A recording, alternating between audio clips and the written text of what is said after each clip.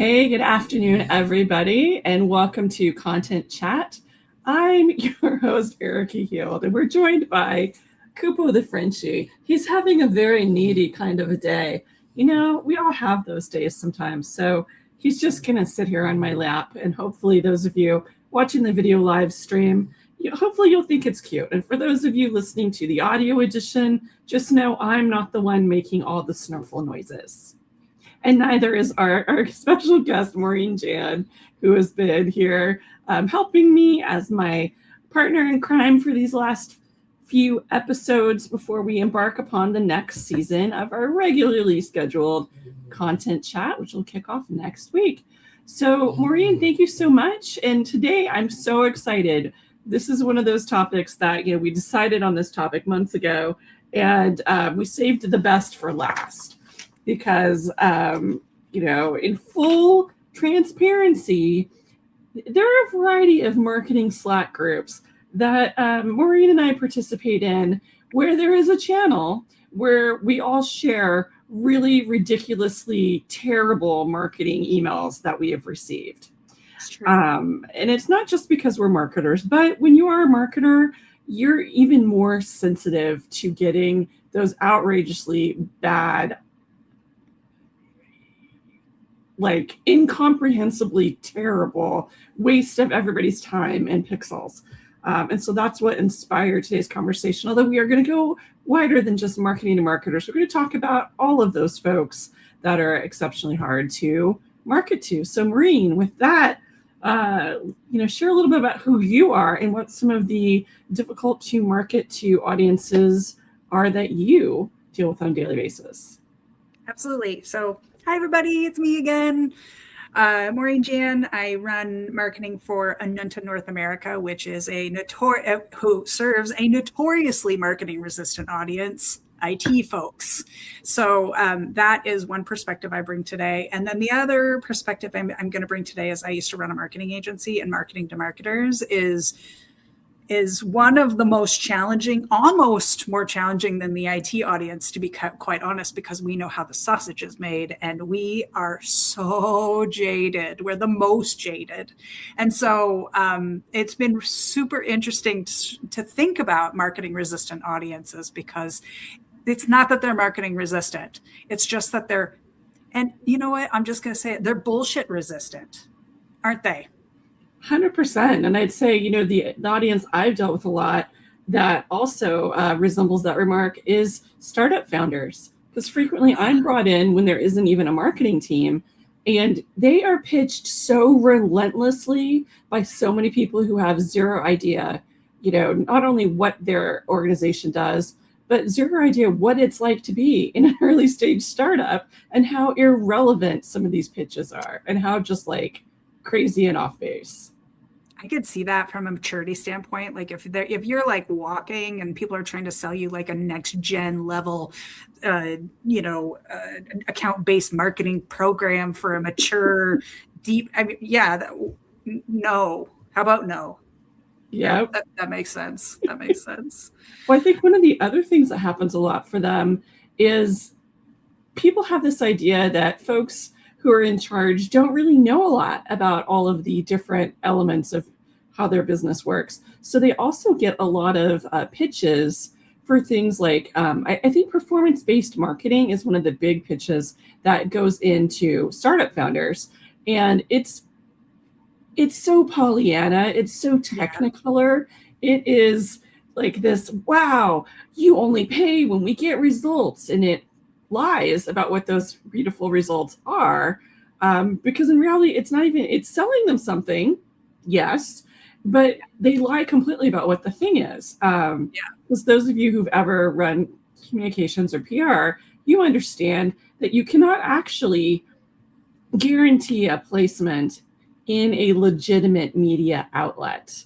You can, however, pay to be placed in a, if there's like an advisory board, maybe you can join the paid advisory board where you're allowed to contribute to, let's say, a Forbes, which has a very active Forbes contributor community. But Sure. If you get a profile by a Forbes contributor, you did not get featured in Forbes. That is not what happened. Yes, somebody sold you that, but that's not what you actually have purchased, just to be clear. And that is such the egregious example. And I feel like, if you get pitched this stuff enough, you become so resistant to real marketing from people who aren't trying to take advantage of you. Yeah, I absolutely agree with you. And man, and I have to tell you, as a person who worked I was the head of a marketing agency, and a lot of my clients were small companies. And one of the challenges that we would run into is, like, because I was doing wider brand work, I was doing brand building, brand development, in combination with content marketing, and all of these things are long plays. They're long-term plays. They're there to build the credibility of the organization over time. But I have had more than one instance where I had tangible growth of the perception of the brand from a monetary perspective, but because I didn't have paid ad campaigns running, because that's not my specialty, the performance campaign or performance marketing angle, I've lost more than one client from that. So I have seen that happen in real time. It's just so crazy. Yeah. But I think it's also important to remember that you're appealing to the pain, and obviously they did a good job of selling that pain. So good for them, good for you for selling well. Oh my goodness. But what's so sad is it makes it harder for the rest of us who are not trying to be selling BS, the folks that want to actually work with these folks, because, we love the kind of work that we do. Like, Maureen is not a marketer marketing to IT people because she wants to, like, fool people into buying something. Like, that's not who she is. That's not what motivates her. Similarly, I am not motivated by trying to trick people into working with me. That's not the deal. I legitimately want to help people tell their story. That is my motivation. It's why I went to journalism school, and it is why I'm a consultant now. So it just makes me cringe. But to your point, we can learn a lot from what these folks do. But it's important because you need to understand the overall environment that you are coming into when you are marketing to these tough audiences, because they have such distrust from being burned. Like, maybe they bought into some of that performance-based marketing and then, started working with somebody who pointed out, hey, you weren't featured in Forbes. Can you take that off the website? And who explains what actually happened, and they feel bad. And so then you are coming in trying to legitimately sell to them. So you need to take a different track. So I'd love to hear from your perspective, Maureen, because, the IT folks, again, are pitched so much. What have you found has really been helpful for overcoming that very, very well-earned skepticism that some of these audiences have? Yeah, and it's I have found that what works best for me, as somebody who's the primary, deliverer of marketing in the space for my organization, for the North America space, is a deep sense of transparency. That is a number one key approach, because, like, I have to send emails out from me. Can you imagine being an IT person who gets an email from a marketing person? Like, how do you bridge this gap, right? How do you make them care? And so the way I make them care is I make it very clear that I'm not a technical expert. They don't need to listen to me. I am acting as a connector between people. I know the people in the organization. I am working with them to establish what the problems and the challenges are. I am using that. I am acting as an IT translator, right? So what's happening in my organization, what happens in the market, I'm the translator there. And so that's the approach. I even have it in my my signature at the bottom that says I'm a marketing director and IT translator, to help people create context around why they should care what I'm talking about. So that's part one. And I think the other part that's really important is remembering that everybody's a human being at the baseline of it. And so when we went to Gartner for last year, for instance, it was last year. It's last year because it's this year. That's a whole situation. We're 12 days into this year. That's right. No, let's not talk about it. Anyway, but last year we went to Gartner. When we decided to do something super low tech, it's because it appealed to this very base human person, the human people that work in a high tech space. And we made them laugh and we connected with them human to human. And I think if you can combine a deep sense of humanity and understanding them as humans and knowing that they're trying to solve a challenge just like any other person, and then taking all the buzzwords and all the garbage and all the bullshit out of the middle and just being like, here's why you care, here's who I am, here's how I can help you, and just keeping it very straightforward and very transparent. It introduces a level of vulnerability, but it also it invites connection. And, in that vein, Alec shared a comment because he does a ton of media relations and pitching. And, and he noted that my favorite thing about Forbes coverage is the view count and watching other PR folks claim this is a top tier reporter who gets no more than 100 views on their content. And if those 100 views are hyper relevant, that's great, because you could be, for example, on a niche podcast, you could be, in a really niche blog, but that it's read by the right people, then it's totally valuable.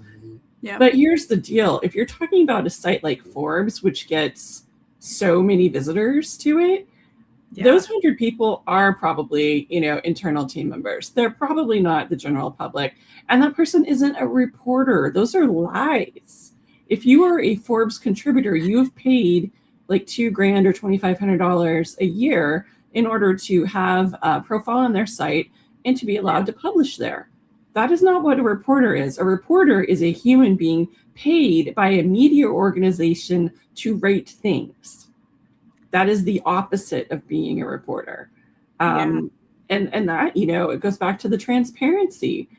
Yeah. You need to be really real about what it is that you can offer them, what kinds of value you're providing, what makes you different, how you really do know what you're talking about. And if something is a long process, for example, if you're working with somebody to create a really valid thought leadership profile for their executive team, that takes time. I would never say, oh, we can do that for you in 30 days. That's a lie. That is not possible. In 30 days, we could probably get your feedback and put together a meeting agenda and even host a meeting where we talk through all the things to put in place for your plan. But by no means can I promise that kind of thing. So helping people understand, like, not pandering to what you think they want to hear, but telling them what really is the case. And a big part of that is being willing to talk about what's worked and hasn't worked for other people. Because to me, that's part of your credibility, right? Is sharing what you've done for people and what has worked and what hasn't. So that way they're getting that real feedback, anonymized, because you don't want to, obviously share other people's private information, but, just being real about it. And if you haven't done something before and they're asking you to do it, talk to them. See, hey, I haven't done that before. Sounds really interesting. I could do it, or here's somebody I know who might be a better fit. Like, having those real conversations. Absolutely. And I think it's a yes and conversation too, right? Like, it is okay to use pay to play options. It is okay to use those to bolster things while you're building up your more organic or your more earned pieces. And I mean, selling anything to anybody is never a black and white experience. Like, I have sold for myself and for my business. I have acted as a coach for other people selling. And I think, just getting down to brass tacks, the fact of the matter is, if you say it's a silver bullet, you're likely lying. So the reality is just make sure that you're getting this should be essentially, when you have this interaction with somebody who's trying to sell you something, it should feel like a compromise, and no one will be fully happy. They won't be happy. You probably won't be happy. Nobody will likely be the 100% happy, because the reality is there's no perfect here, and that you need many layers of the onion in marketing in order to do a great job. And if you don't have a cohesive message on top of that onion, that really resonates with your audience, then especially these marketing resistant groups are going to blow you off in a hot minute. So, yeah, that's so true. And it's just coming back to reminding people that creating content for these audiences, it's about building a relationship with them over time. It is not about selling them something from a Facebook post or ad. That is a thing that marketers do. That is not what content marketing is. And realistically, when you're talking about B2B audiences, people aren't going to click through on an ad to purchase an expensive B2B, subscription or contract. No. I mean, that they might get prompted to finally do that outreach and take a call from you, but it's something that, you have to look at it differently. And I think, you're just really setting yourself up for failure if you're not having the stamina and the understanding that it's going to take some time for you to earn that credibility, for them to see you as being a valid resource and having good ideas and then wanting to work with you. Yeah. And once again, there's nothing wrong with running an ad that can create lift for your website. My role is often a generalist, right? So content marketing is a very big, important part of that. But my whole career, I've acted as a generalist because I find that more interesting. And I find that you can see this. It's easier for me to see the strategic 10,000 foot view of things. And so when you talk about ads, we run ads. I will tell you, that's my goal for the ad is not like click through performance. It's brand awareness, right? Because I want them to see our ad and see it connected with a topic that interests them, and then see an organic post, and then have us do email outreach, and then and all this to download a piece of content that's excellent and geared towards them and tailored for their particular need. But all of this is required in order to get them through the 12 points in which they're going to actually engage with my brand on any level. So yes, and right? Yes, and. And to your point around paying to play, I mean, that's another way that you can build that credibility over time. And the example I always use is with any kind of a big conference, they always have conference sponsors. And sure, a lot of times those folks have booths, but they also sometimes have sponsor-only sessions, like during lunch and learns, it'll be sponsors, or it'll be a sponsor conversation on the main stage. So having those conversations, paying for the access to the audience, whether it's, at a live event or if it's through like a webinar series, because we definitely, I've been part of, as a subject matter expert, I've been part of sponsored webinar series where one of the speakers is somebody from a brand who wants to build that credibility by borrowing some of that third-party validation. So it's really about understanding, how can you start building it? How can you start putting yourself in places in front of your ideal audience and getting feedback, because they'll tell you what resonates and what sounds like hooey. And that's what's great, is especially when you are paying to be in those spots, you get really, really honest feedback. If you don't provide value, if it just sounds like a boring sales pitch, I have seen some really, not for me, not for my clients, but I have seen some of the, because I have volunteered at events and been a room monitor. So as a result, you see the feedback that people leave if they feel like something was a sales pitch. It is harsh, but sometimes people need that. You need to get that feedback to learn how to be better. Yeah, I'm that person. I will give you crushing feedback if I think you're bad. I've been to more than one sponsored session where I just I can't imagine what those people were thinking when they decided to go, okay, we have a sponsored session. Hold on, hold the phone, hold my beer. Like, let's dress up in full body costumes, which I don't hate on its own, but then spout about a topic that was actually incongruous to the conference theme, because they thought that the storytelling aspect was more important than the understanding part of it. Anyway, whatever. I deflect, right? I defer. But the reality is I think that, if you have those sponsored those sponsored opportunities, that being so crushingly honest with yourself about what is actually and genuinely valuable to your audience is really where you have an opportunity to make a paid connection, right? And then every person in that room remembers your brand as the brand that brought something useful to the thing they took a chance on. Because those sponsored sessions, man, nobody wants to be sold to. Do not show up and sell to them. Show up and be useful to them. Show up and make yourself valuable to them. And you will never be forgotten. And I'm actually in the process of working with one of my team members to prepare for a sponsored session. And that message is so we're crafting it like a piece of art, because the reality is we want people to come to that session because it's too good not to come to. It's too interesting. It's piqued their curiosity. And then when they come, we're going to deliver a value and a message that resonates and creates emotion and helps them understand how to get to the next stage. And the next stage is us, right? So Godspeed, right? Like, go do sponsored sessions, but make sure that content is just as good as if it's unpaid, maybe better. And that's, all about the differentiation, because, if you are wanting to stand out, you have to have something, you have to put that stake in the ground, and you have to actually be offering something that's different. And what's funny is you can tell when people are phoning it in, or when, worse yet, they're copy pasting from a generative AI. I have gotten basically the exact same email pitch from, I want to say, about a dozen people in the last 2 months, telling me, wouldn't I like to be found on Google for content marketing consulting? But that I clearly need their SEO services.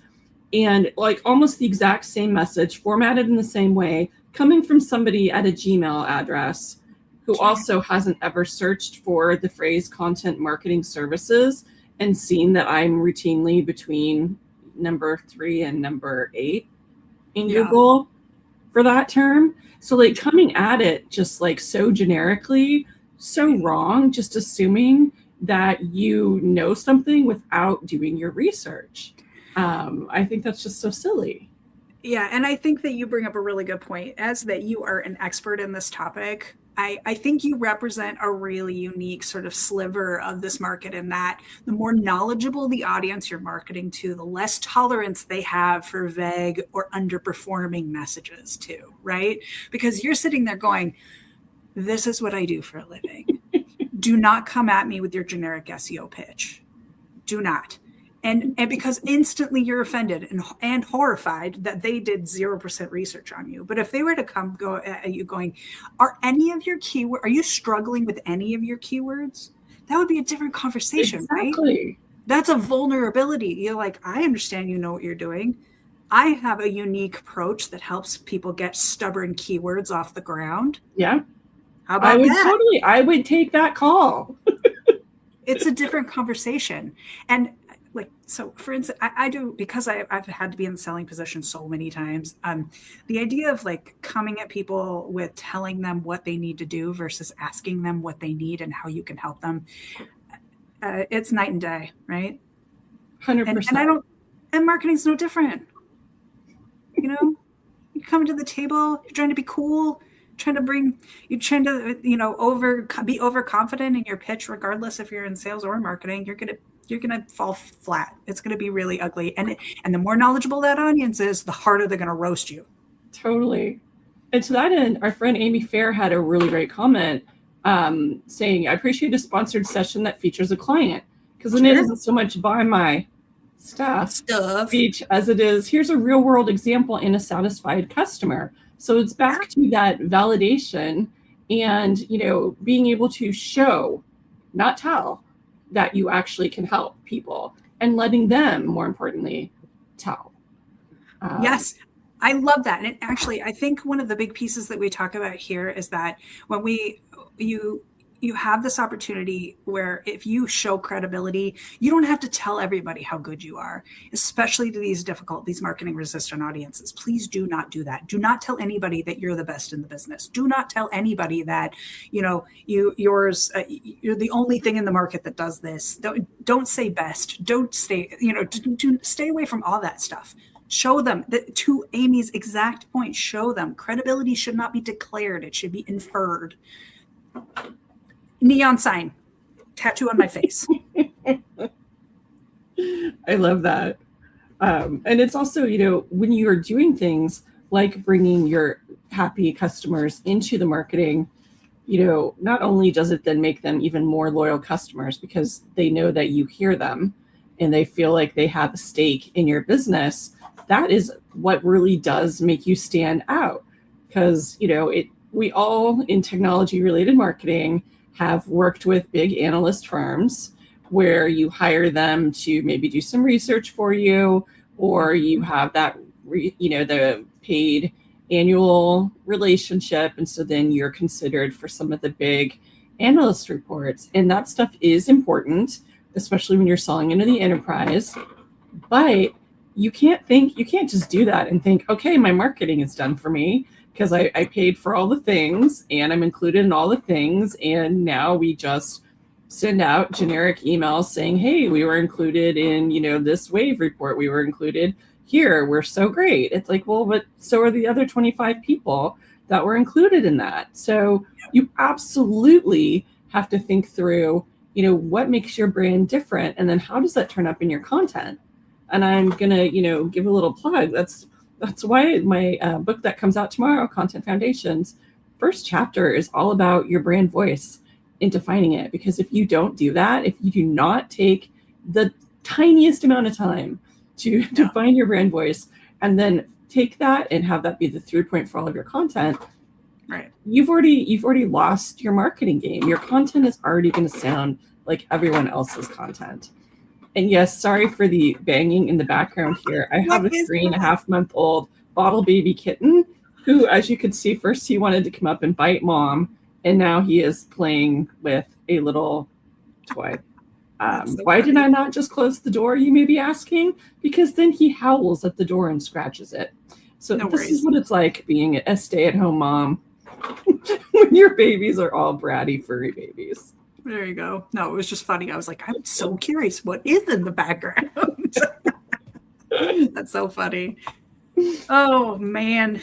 It's true, though. And, it's funny. One of the things that comes to mind when you talk about brand voice for like marketing resistant audiences is you kind of have to take two tacks. You're either like super transparent, super straightforward, super grounded, calm, specific, third party backed, blah, blah, blah. Like you really have to double down on being clear and credible as your first step, especially if your brand is not a global brand.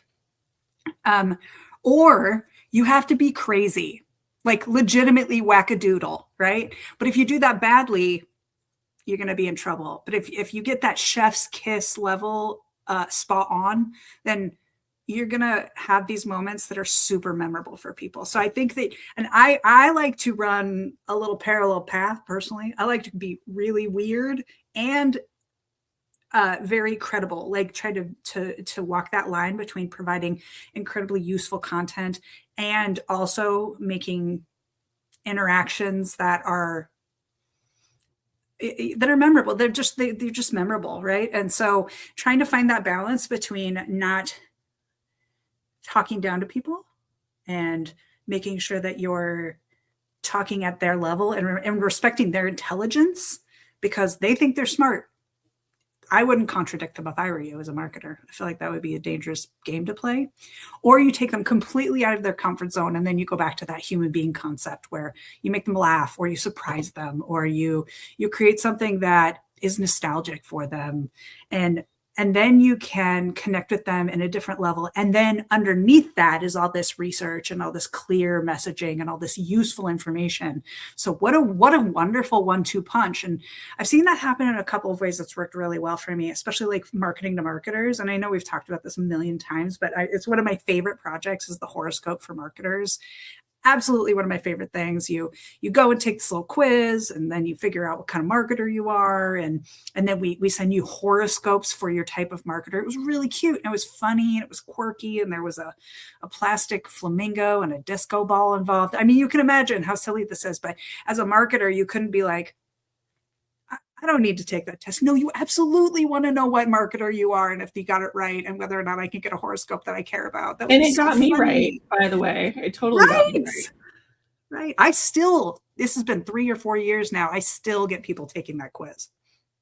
So Anyway, I just think, but then there was also all the expertise underneath that, because you don't just come out of the gate with disco balls and plastic flamingos unless you have real, credible execution underneath that, right? Otherwise, you just look silly. So, but what I really loved about that campaign too is people struggle with the idea of, doing interactive content. People feel like it's expensive and it's difficult. And what's amazing is that you, as an agency, you showed that it's more about the creativity and the understanding the platforms that you're using and using them to your advantage. You were just highly organized, smart people who created amazing content. You didn't spend $1 million to create that content. No, the whole campaign was $5,000. It was very funny.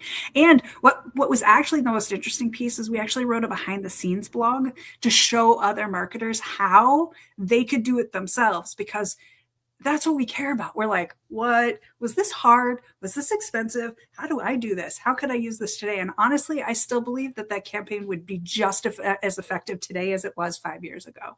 So, what's very timely. Next month, I'm part of a series that Marketing Profs just sent out an email, maybe within the last hour, about this. And it's a series where marketers who have embraced AI are doing hands-on sessions to show you for realsies how to do all the things. So I'm doing a session where I'm showing people how I personally go in and build GPTs and gems, like what the kinds of data or templates and things are that I upload, how I structure my instructions and everything. And I'm doing that live in the platforms during my session. So people can ask me real-time questions about what I'm putting in there and why, and how these things matter, why these things matter for the different kinds of things that you're asking the GPTs to do. Yeah. And that's people doing hands-on, showing people behind the scenes how they do their work. And isn't that incredibly valuable content? If you're making magic, why wouldn't you help them understand how you made the magic? It makes you an expert. And if they decide that the magic is too hard, they can hire you. Exactly.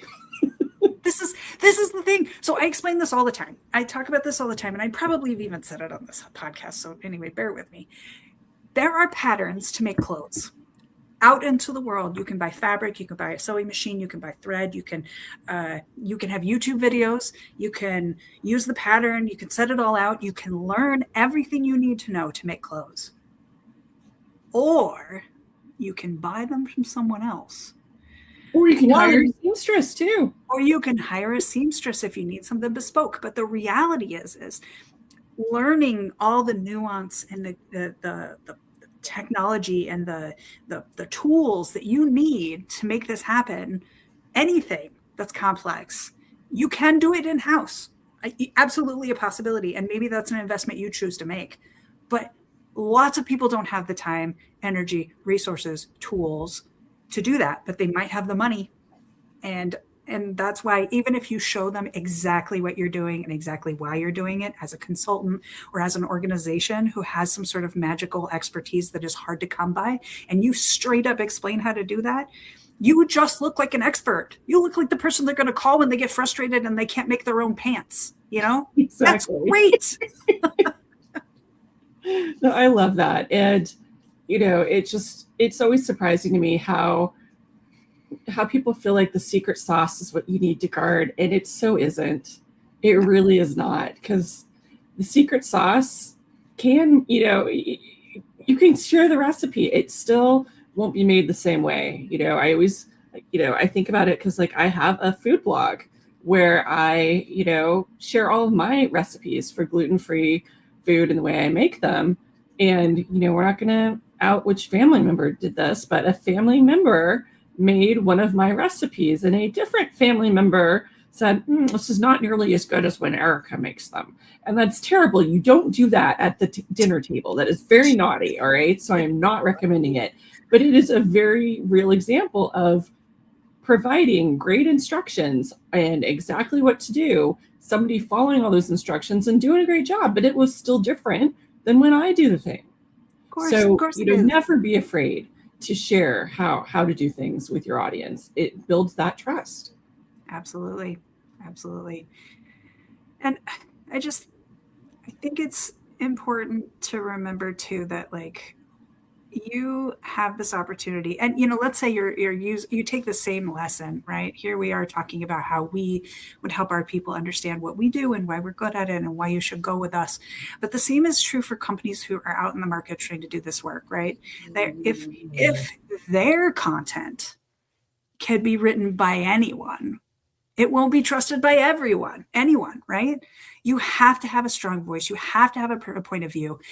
I remember very early on in my career, there was somebody I worked with, and he wanted me to write for him a white paper.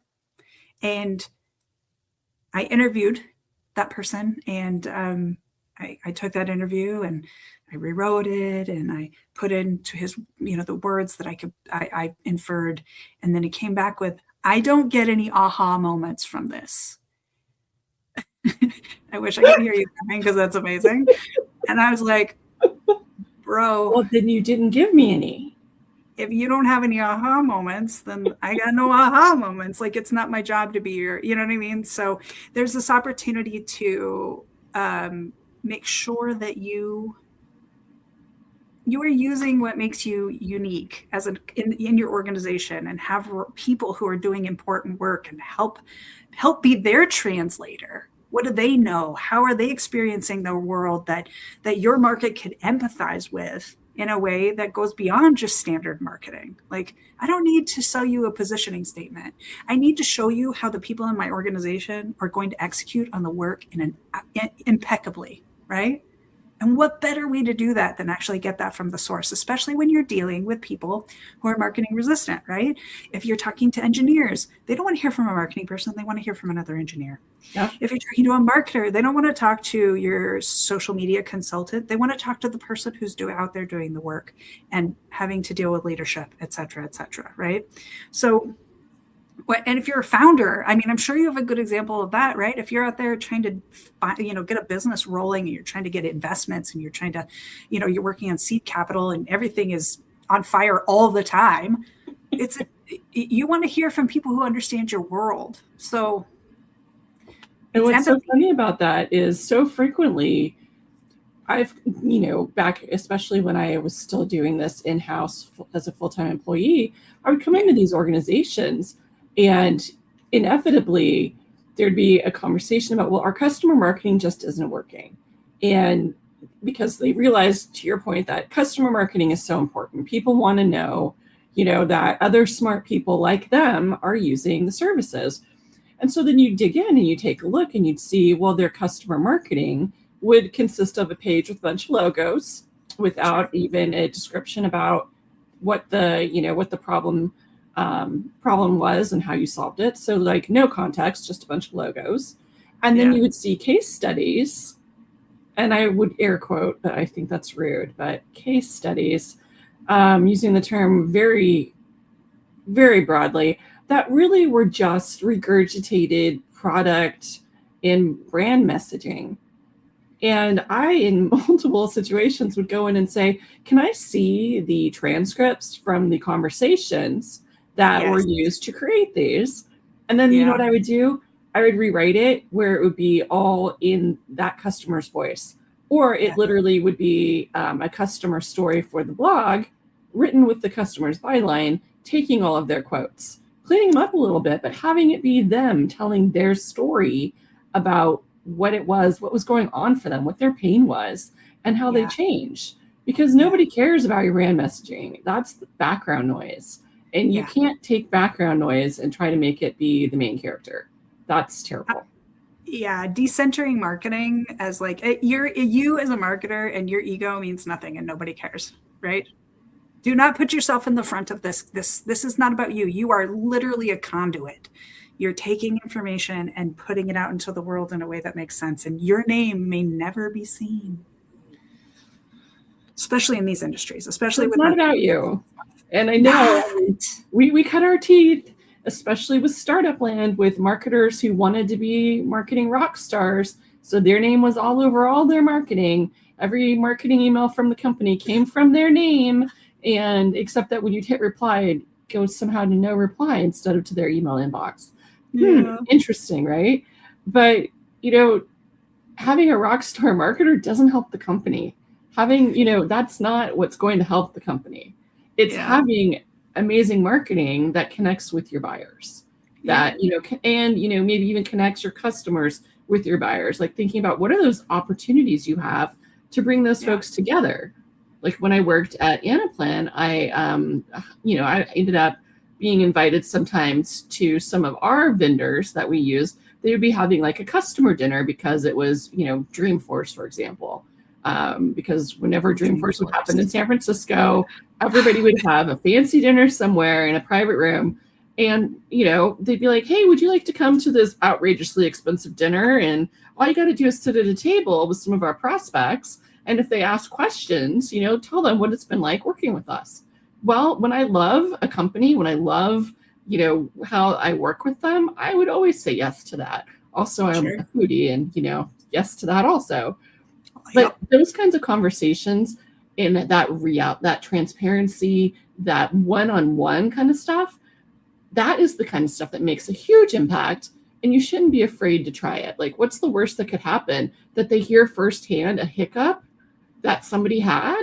Well, they're there and talking to them. So that already shows that despite that hiccup, it was worth it to continue with you. It's like do you trust the 4-star review more or the 5-star review? I love problems.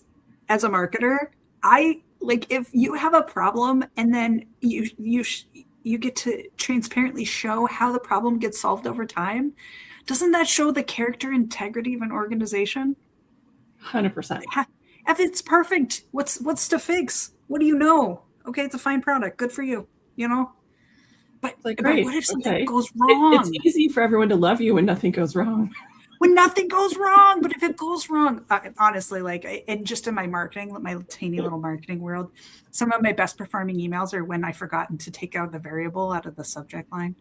And I'd be like, oh, this is so embarrassing. And I remember I was on a trip once and I was actually on a plane and I got landed and the email had gone out while I was in flight, but it wasn't a long flight. So I got off and I was like in the back of my parents' car, like trying to like fix this problem. And so the email had already gone out.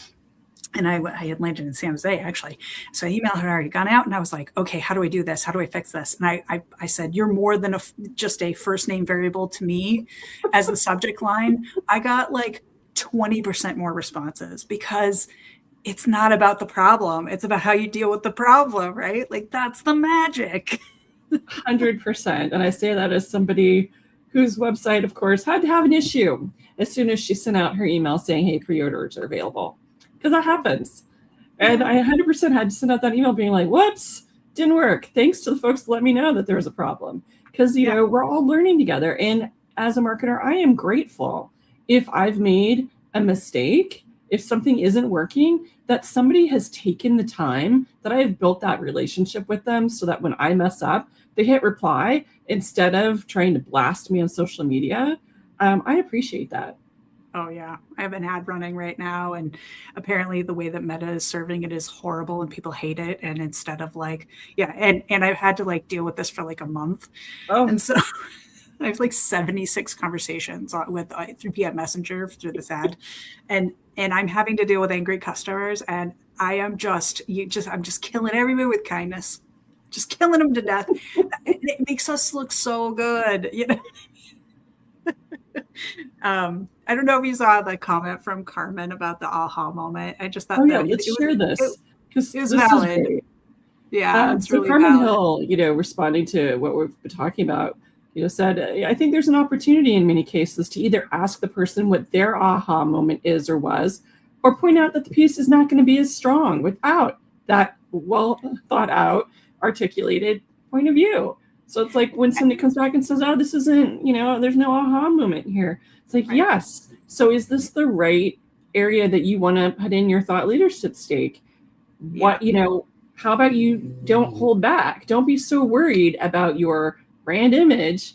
Give us something real here. Give us a real lived experience. Because again, being a thought leader isn't about being the best BSer in a room. It's not about how much you confront at being good at solving whatever a problem is. It's about how much real life experience you have doing the thing. So sharing, giving that perspective, not being afraid to have a different point of view. Those are the things you've got to do. That's so risky, though. This comes back to having real opinions is hard. And a lot of organizations aren't willing to take that risk. And I think we've talked about this in recent episodes because it's a hill I die on constantly. It's one of those things, if you do the same stuff over and over again and expect different results, it is literally the definition of insanity.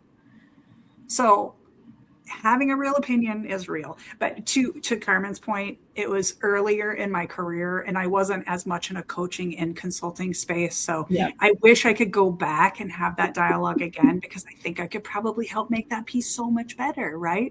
It is a funny anecdote, but it does feel like an opportunity is missed in that particular moment. Yeah. So it's a fair point. It's a fair point. And, I have worked, in organizations where you weren't allowed to have risk, where, especially if you're talking highly regulated organizations, risk was not allowed. Yeah. There was a 0% chance that anything risky, edgy, or outside of the standard playbook was going to be approved. And then you have to try harder to figure out, well, then what am I going to be able to do that is going to be remarkable and different? So it does make it harder. I do not envy those folks. I think I wouldn't be very successful in those spaces. It's hard. I mean, similar to if you're working in a consensus-based organization, if you are a marketer, you are gonna get frustrated because good luck trying to get consensus amongst, 50 or 100 marketers about something you want to do. I don't care that much about everybody's opinion, just candidly. I don't like people that much. I like being the boss for a very, very good reason. 100%.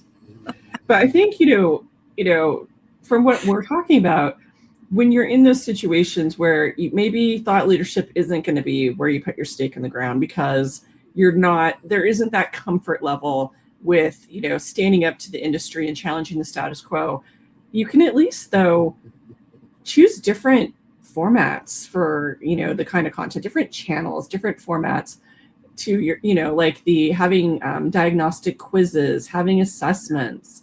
For the book, I have an assessment you can take because it's like, long form content can be so useful, but it can also be overwhelming. Maybe you don't want to read my book cover to cover. Well, you don't need to.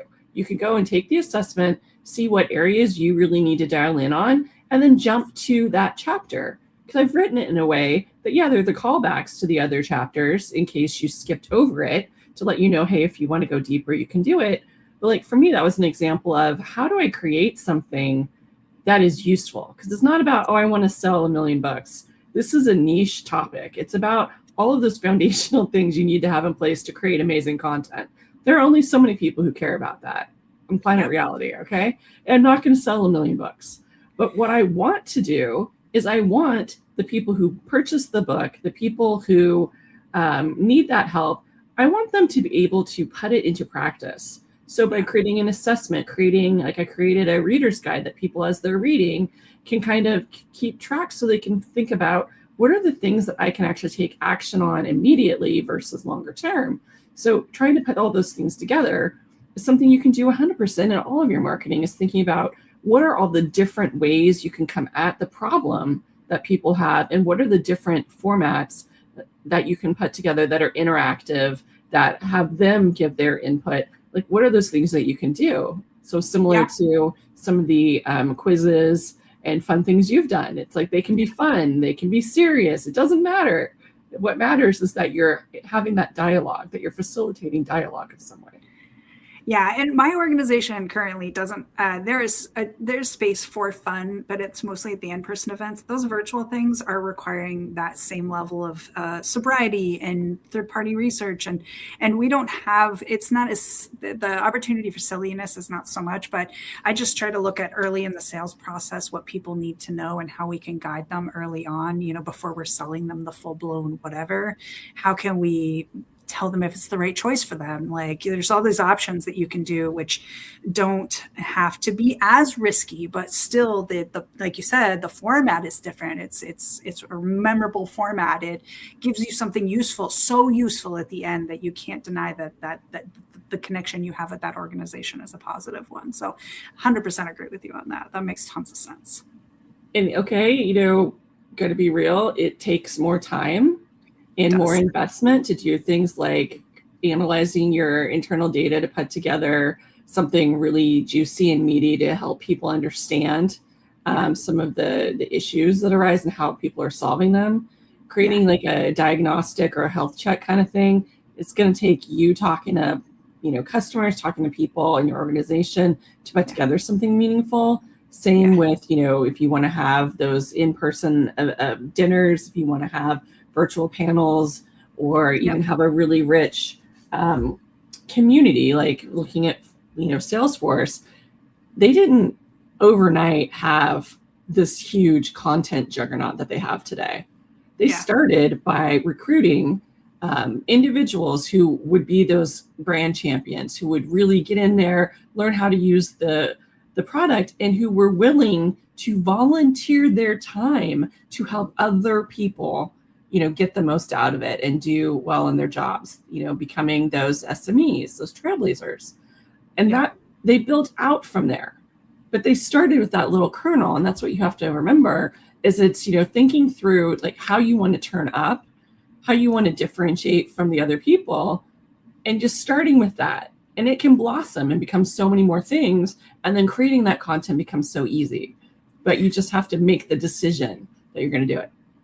To Carmen's point about Doug Kessler's quote, without the thought, you got to put in the extra thought. You got to put in the effort. You got to put in the energy. And sometimes these interactive things take 5,000 words to make sure that you cover all the bases. And sometimes it's, sometimes it's just a heavy lift, but at the end you create a custom product that actually offers real value to somebody. And that's fantastic. 100%. Yeah. Well, Maureen, thanks for letting me rant a little bit today. This has been fun. But I hope people, it wasn't ranting for the sake of ranting. No. It's really just being real, because I respond to great marketing. I do. Me too. I buy things because I get really great marketing targeted to me in smart conversations. And I block as spam things that are terrible and junk. Because, like, who are you? How did you get my email address? Please go away. Yes. Yep. And I think all in all, like when it comes to these difficult audiences, when it feels like help, it really works. If it feels like you're trying to change somebody's, or you're trying to persuade somebody, you're just it's going to fall flat every time. So it's an opportunity. We can get better. Right. Be the beacon of really useful content for your audience. That's it. It's just a decision. Yeah. Turn on that lighthouse. Decide to be that lighthouse. You can do it. I agree. You can do it. Well, Maureen, thank you so much for taking your time today. And everybody, be looking out for my book. I am so excited. Content Foundations launches tomorrow. You can buy it directly from contentfoundationsbook.com if you're in the United States. And international folks, you can go to amazon.com where you can get the ebook or the print edition. So excited. I can't wait to hear what folks think of it and what they make from it, because that's the whole point of the book. It's to help you go out and make better content, not more content, just better. I would like you to know it's very important that I've already purchased this book and I'm looking forward to getting into my hot little hands. Yay! That makes me so happy. Thank you, Maureen. Everybody, we'll see you again next week for Content Chat. Bye, everyone. Bye, everybody.